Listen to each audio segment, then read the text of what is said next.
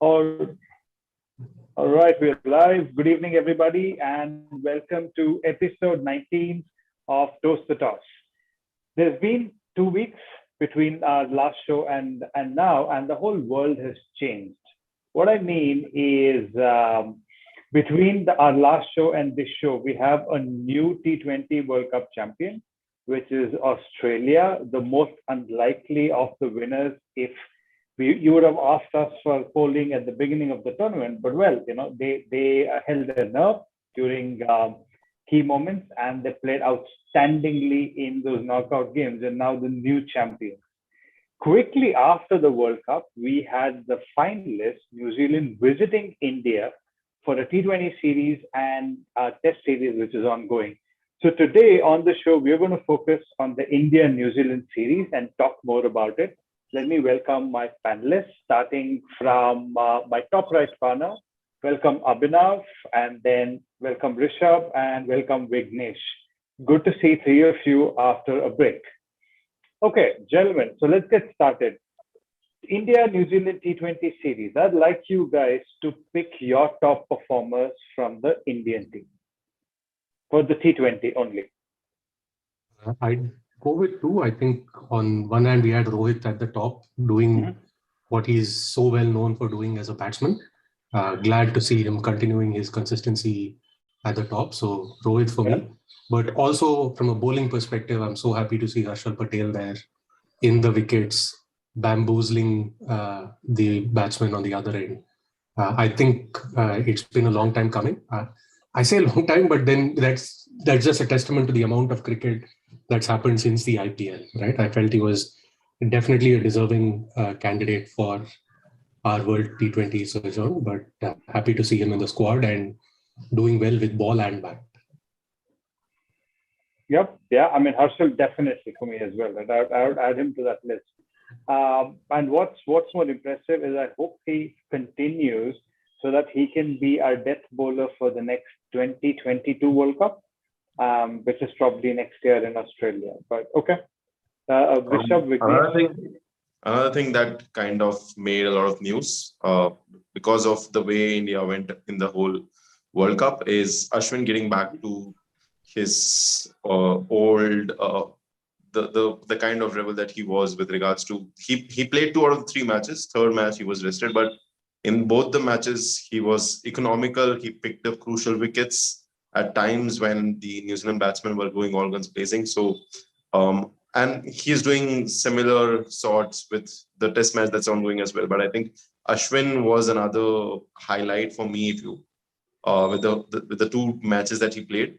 On a fresh note, it was good to see Venkatesh Iyer getting the opportunity with not just bat but even ball in the third match.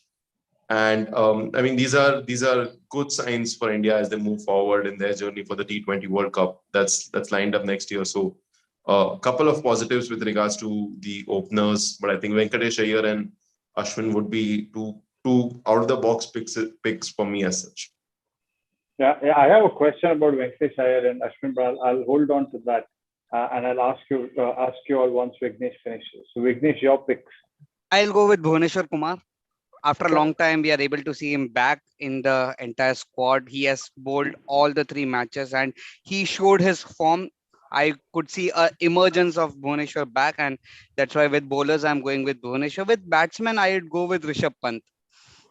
Both the matches, he was at the winning shot when India played, and that showed his caliber. When he saw Venkatesh Iyer get out in the first match after scoring a 4, he held his nerves high and he went over the ropes. He took his advantages. Because of that, he's my pick of the match series. Got it. Yeah, I mean that's a good point, because in the first match, if you all remember it, India almost won and almost lost within a space of a couple of overs, right? But just coming back to the comment you made, Rishabh, and this is a question for everybody. So would Ravi Ashwin, Yuzi Chal, and Akshar Patel be our top 3 choices for the next World Cup, or are these the 3 bowlers to look at? I think it's too early for now. A lot would also depend on if the tour happens for the South Africa that's also scheduled, which is also in the conversation of getting cancelled. But I mean, currently these are our premium bowlers. These are our best spinners. What Indian team has to offer right now, given the conditions that India is playing right now and the way these three have performed. But I think a year early is too early for us as well to to make that uh, comment as such that these are the bowlers, if you can use that tag as such. These are our go-to bowlers. These could be the bowlers that we would most likely see. But are these the only options that we have? I think that's not an answer as such. Yes.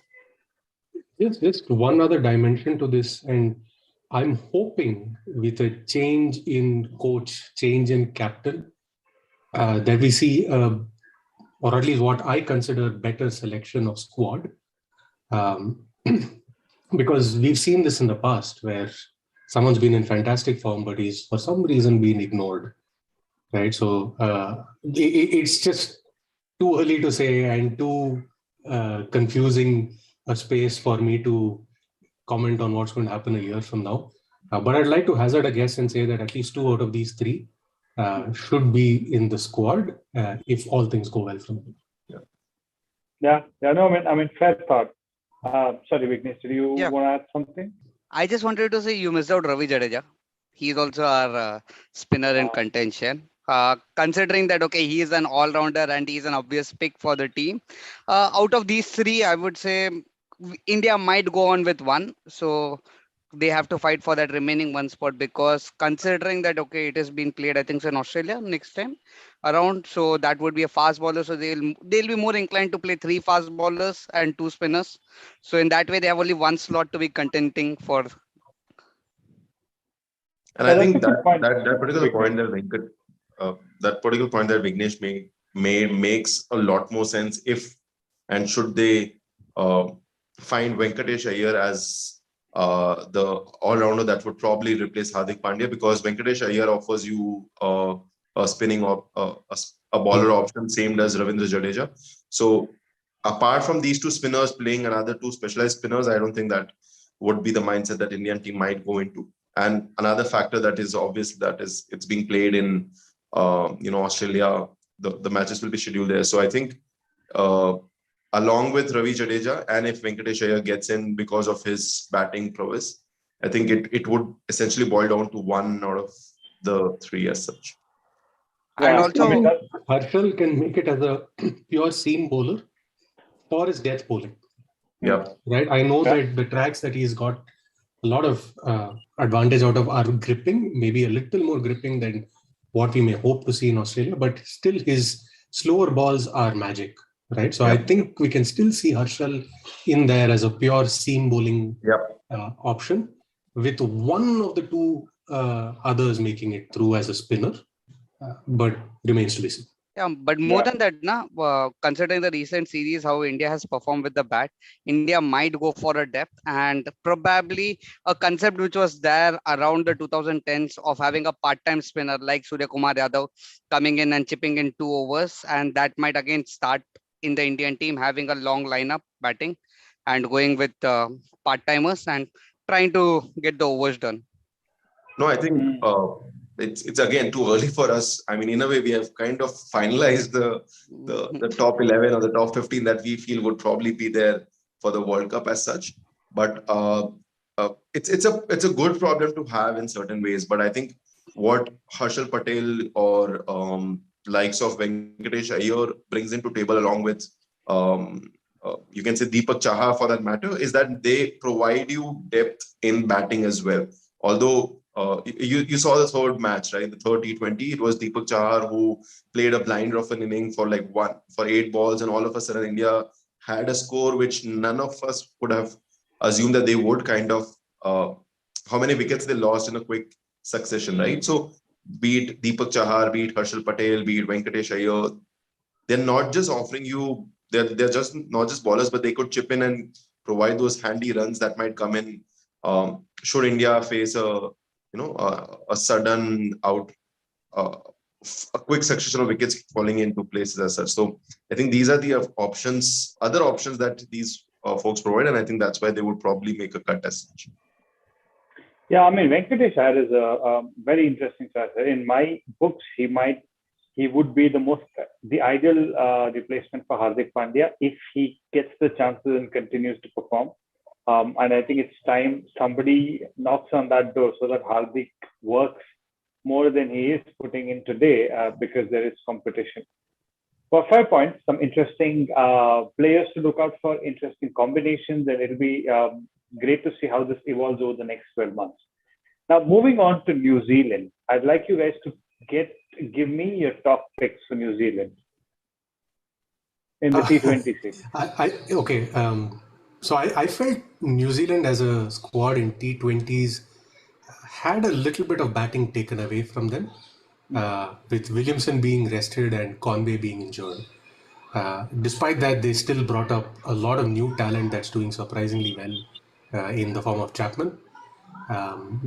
They're just a squad of a lot of players who are very complementary to each other, because you look at that middle order, nobody stands out, and yet everybody can go and demolish anyone on their day, right? So I have nothing but respect for the kind of side New Zealand's been putting up. I remember a lot of comments around the World Test Championship that, with Ross Taylor being on the older side of the spectrum, and comments around Williamson and Ross Taylor having that last hurrah and stuff like that. And you look at the new cricketers that have come from New Zealand, and they show no signs of stopping, right? Whether it's the likes of Jameson with the ball, whether it's the likes of Young and Chapman and Conway, and it's just astounding the amount of talent they're able to put up on the table. So I don't have any one pick because I don't think that side is a one pick wonder as we used to believe.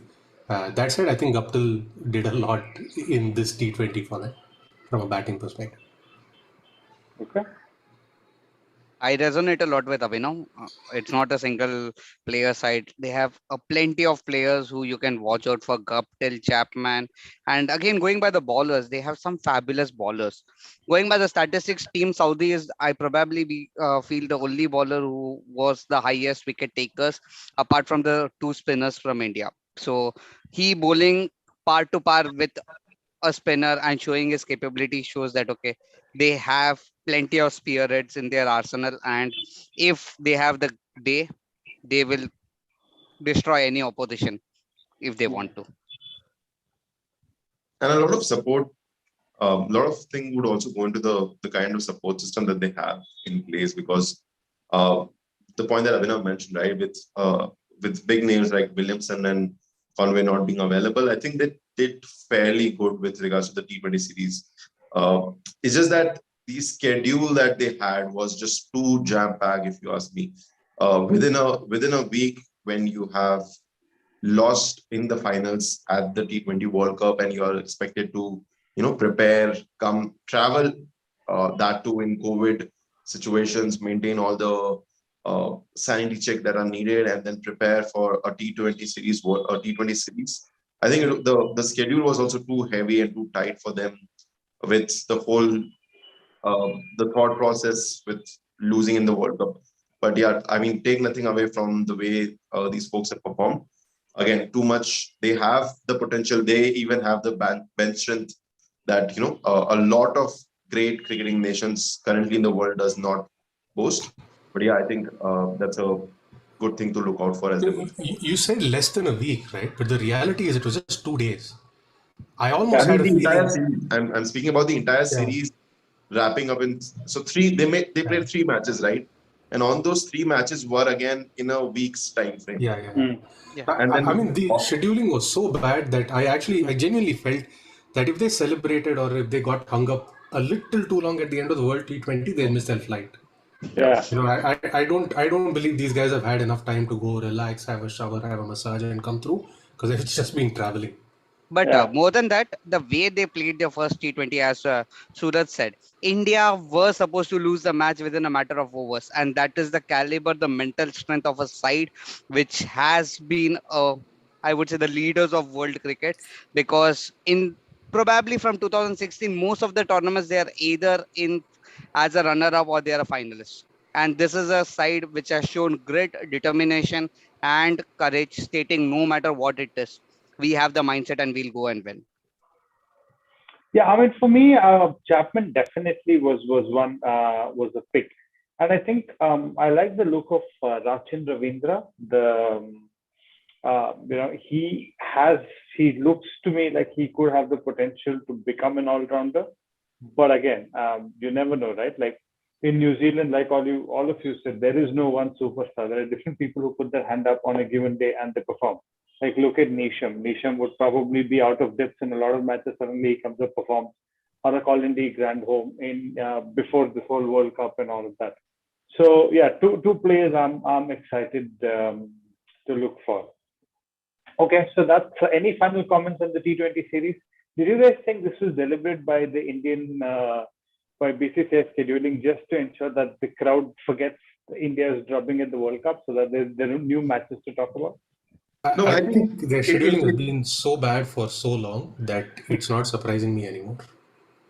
but I mean, you see, I've always believed everything that you do could be a master stroke or a decision that would haunt you for years. It at one point you can definitely say that it definitely was packed in a manner that might help Indians to get past that entire World Cup fiasco that happened and how they look forward. But at the same time, I think the major learning that we had from this particular World Cup is that uh, despite how much you play in IPL, despite how much you boast of having a team that could beat any team outside of India in India, you still need to play T20s more often to get that grasp as such. And I think uh, having a series this early after the World Cup, yes, it's not really. I wouldn't have really recommended or I wouldn't have really preferred that, but it really sets the tone for the World Cup that's lying ahead the next year. So it's a good move. Probably a week later or 2 weeks later could have been better, and that's where you see a lot of our major senior folks have been rested as such. So it has its own perks and cons, but yeah, a series this early after the World Cup, where it's not even a week or a couple of days for that matter, I think that's something that they really need to look at as such. Yeah, More than conspiracy, this series was planned beforehand. So it was not that, okay, India lost the World Cup and they planned this. It was planned beforehand. Imagine we were on the other side of the spectrum, losing a World Cup final to probably Australia or England. We would have been in the same place as New Zealand. So I yeah, don't Or feel this Pakistan. as, yeah, Pakistan. or Or Pakistan. Pakistan. So, like, I don't feel this to be more of a conspiracy, but a terrible bad planning from the Board of Cricket of Control for Cricket in India. And I believe that, okay, they should look more of their players, look more into scheduling, probably start multi-series scheduling as they did with Sri Lanka and England, and try to boost the entire future tours program. Yeah, yeah. scheduling has become very revenue focused and it's not Hmm. being done to take care of the team. But yeah, multiple teams is a good thing to think about. Yeah. Also, I mean, maybe it's COVID which kind of disrupted everything because technically this World Cup was supposed to happen last year, but everything got shifted out. IPL was supposed to finish in India at the beginning of the year, but again, it had to be crammed out to UAE. Of course, there are revenue concerns. There are broadcasters who have paid money to BCCI for the rights, so they expect X number of matches. So there is the money side of things, which is putting pressure. But I agree. I mean, BCCI at some point needs to be pragmatic to kind of relook at the amount of workload because the workload for the cricketers for the next 6 months is also quite crazy. Again, nobody knows what's going to happen to South Africa series. But if it goes ahead, they play in South Africa, they come back, they play Sri Lanka, and yeah. But in a way, it is also an opportunity for new players to get opportunities and chances. So, like Rishabh said, right, there are pros and cons. Okay, quickly moving on to from the T20Is to the Test, which probably is a lot more to talk about. It's one of our favorite formats because it's got the ebbs and flows, and things can't be won in 1 or 2 overs, but it has to be consistent performance over a period of sessions or days. So, coming to the first test, right? Did you think, for me, end of day one, what were you guys predicting? Did any of you think India were going to score 400 plus? Yeah, I thought it was going to be an India domination by the end of where we stood at the end of day one, because I didn't expect New Zealand would play spin this well. Right? I'm not saying they're bad at playing spin. I think they've exceeded our wildest expectations in being able to play spin. Point number one. Point number two, even in a track like this that's not favorable to seam, uh, you have Saudi taking a 5 wicket haul. And that is just astounding, right? The man has worked himself to the bone and he's produced Not 5 wickets. not to forget, Abhinav, that he had moved out of the field for the Yeah, on yeah, the first day. yeah. He wasn't really that well when he started that first over on the second day. But boy, I mean, after that first over, there was no stopping him, because the Yeah. first day for Saudi wasn't that great with the kind of It expectations or was with the kind of Jameson at the standards. start. Yeah, with the Jameson kind of was producing standards the that he wickets. has set for himself. But second day, he was just too good to play as such, and I think that's where the point that you're making, right? In India, where the track isn't really supporting the seamers, and that's there for both the sides, right? Even in India, even for India, you saw it was Ashwin and Aksar who kind of took the wickets and turned the game after the fall of a couple of wickets early. But I think Saudi was at his absolute best, and even for the second innings for India, again their seamers had done the job more than the spinners. So I think that's where I think one of the commentators kept saying that as a side, trust your best folks to do the job, and not really the track as such, or the mindset in which country you're playing that would offer more benefits to the spinner or the seamer as such. I think there was a record that Ijaz Patel has bowled the most number of overs without taking a wicket in a test match, Yeah, right? Mm. in He has India. some 40, Yeah. yeah, Yeah, 40 plus overs and yeah. wicketless as a spinner. So their spinners haven't done. Uh, it's strange to say because I don't think Indians are great at playing spin, but I think we've played off their spin quite comfortably, right? And that's why we dominated so much of the first day, and that's what gave me that confidence that we know the track is going to keep turning more than assisting seam. So as the test match wears on, I was thinking that we were going to be in a much more comfortable position than we are in right now. First day of the test brought me to think whether should I open the Pandora box for Ajinkya Rahane and Cheteshwar Pujara. I'm sorry for the fans of those two great legends, but yeah, again, their place and their batting statistics have taught me should I open the Pandora's box. On the other hand, Shreyas Iyer, a wonderful debut for him. I should thank him and Ravindra Jadeja for pulling India out of the miseries and posting a comfortable total. So I really feel that somewhere India should start resting these two players, Ajinkya Rahane and Chiteshwar Pujara. Try some other combination. If it fails, we still have them as a backup.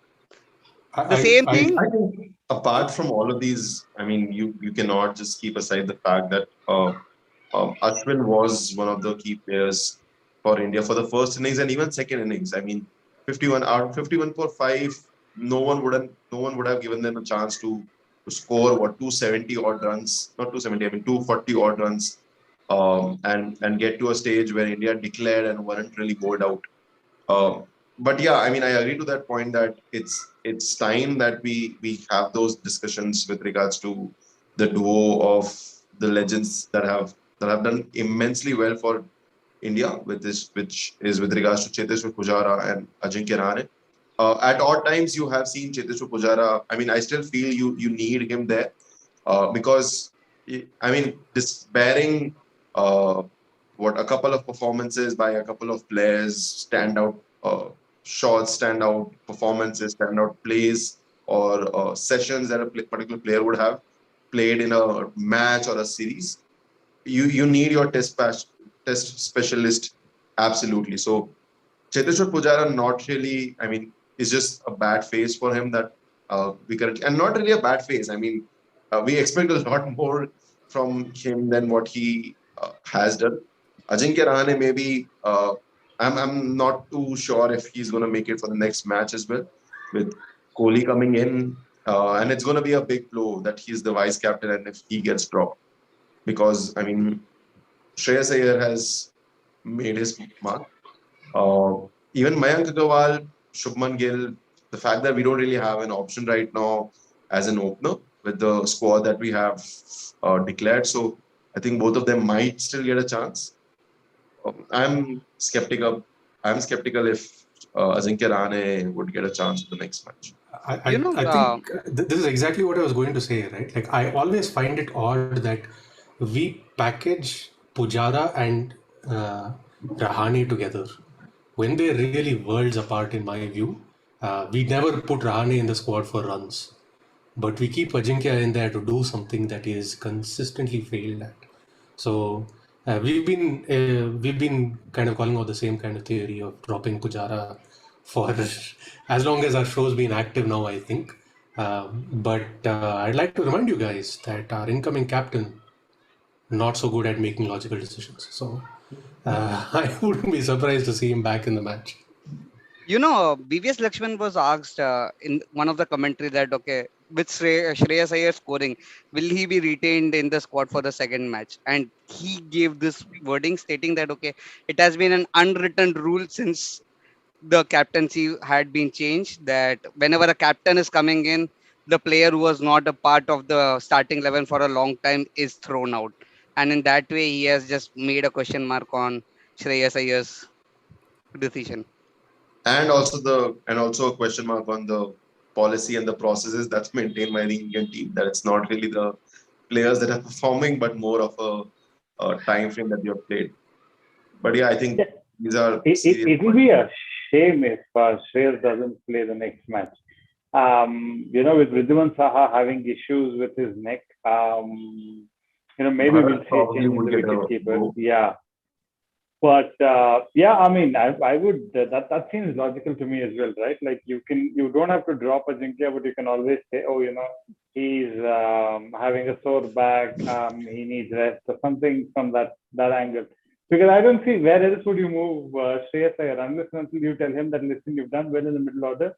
Now can you go and open because we have both Mayank and Shubman struggling, and I don't think that's possible. We don't have a reserve opener, or do we? No. I think Shubman has bought himself some time. Yeah. He has put in a lot of good performances, and I think he Oh, should be given another no, so chance. there's this one more thing, right? Shubman scored a half century in the first innings. It's Yeah. just that today he couldn't really. I mean, not today. I mean, yesterday he couldn't really get going and got out quite early. But I Yeah, think I don't Shubman, have I a mean, he problem with still the deserved more openers. chances. He's proved his Hmm. point with the first innings. Given that Mayank Hmm. got out pretty early, and the partnership that he and Cheteshwar Pujara had kind of stabilized the innings after an early wicket. I'm not really concerned with uh, him getting another chance. I think he should. He deserves that. Mayank Agarwal, uh, he wasn't really seen as, you know, a, a cricketer or a batsman or a batter who was into the rhythm. There's just too much doubts in his mind that kept coming up while leaving the ball or while going for the Hmm. shot as such or not timing the ball that correctly. But yeah, we don't really have a reserve opener as such at the moment. So I don't think they would make too many changes because that's again another thing that might hamper the spirit. But yeah, I don't expect too many changes. KS Bharat getting a chance instead of Ridhiman Saha is most likely because of the injury. It's good for us as well In the to get longer run, another it's good. player. In the longer run, it's good as well. But I think I just want you guys to take a moment to talk about KS Bharat. I mean, as a sub, how many times have we seen a wicket-keeping substitute pull off such stunning dismissals? Like absolutely amazing ones. I mean, it's a little poetic that the last time we saw a substitute making such a performance was Ridhiman Saha instead of Rishabh Pant that he had come in as a substitute. Mm, And today we mm, saw someone else coming in his place as a substitute and doing the same. But mm, yeah, I think it's a good thing for us in a longer run that Bharat is getting opportunities and he performed well as a wicket keeper in the first game that he played as a substitute. But yeah, it's a good thing in the longer run, definitely. I hope Bharat gets to become the understudy to Rishabh Pant or the reserve wicketkeeper, because I think at some point, I mean, today of course Saha played really well, right? Hadn't it been for his innings, I don't think we could have reached there. He was instrumental in stabilizing it with Shreyas. But I think for a long time, India haven't necessarily given Riddhiman uh, an option to be the first choice keeper overseas. Yes, he's the first choice keeper when it comes to India. So that's where I think, and Saha is what, 35? Um, 37. 37, right? So yeah, I mean, maybe he's got another year or two left. So I Yep. think it's time for us to start looking at KS Bharat. But Okay, sorry, good. considering that if Rishabh Pant comes back to the Test cricket, we lose Yeah. KS Bharat also, No, no, so because then KS he Bharat becomes the by continues. default wicketkeeper for India Yeah, in all yeah, places. yeah, yeah. That's yeah. That's why I said he'll continue to be the understudy. Because Okay. honestly, KS Bharat making a chance, getting an opportunity in the shorter versions of cricket, I don't see it like anytime soon. Not because he doesn't deserve that, but because we have cricketers who can keep. You have Ishan Kishan, you have Rishabh Pant, KL Rahul, if it's extremely needed as such. So I don't really think him making a way in the T20 or the 50 over matches as such as of this moment. But I think it's better for us to groom him for the longer version of the cricket Correct. that we play. I would agree. Okay, quick predictions. What do you guys predict? Would India win tomorrow by lunch, by tea? Yeah, considering that New Zealand have already lost a wicket, it's 4 for 1 in Okay, stumps, and I would go till T. okay, I don't know if we're going to win or lose or draw. I think all options are on the table. yeah. What I do predict is an exciting day of Test cricket. Eh? But do you really think lose is also an option for India? Look, 280 is not so high a score, right? I'm saying Yeah, it's not likely, but I'm not going to rule it off the table because you have two of the best Kiwi batsmen coming up, right? And yeah, Ross Taylor yeah. can do a little bit as well. So Mm, I know there's a night watchman for Justin Over. I expect mm, he will go away soon, but mm, the test in front of us is Williamson and Latham, mm, who are widely regarded as the best uh, test batsman, who I widely regard as best test batsman in the world, not just Kiwis, right? So I think it's a good test for the Indian bowlers to get them out. And if we do get them out soon, then yes, then we have smooth sailing after that, I should say. But if they hang around, if they anchor down, and if the two of them see through lunch, then anything can happen. mm. Yeah. Rishabh? It's a strong feeling that I feel. I personally feel that it even might get over till lunch, or I mean, halfway through the day tomorrow, it might get over. So that's what I'm predicting, that it gets over. Mm. Okay, Because let's. morning is due Kanpur. It's a cold climate, and then Yeah, when you're coming at 9 o'clock, you still have the dew factor which will play into yeah. the game, and that is where I believe that our spinners can take some advantage out of it, and probably that's why I give the T target.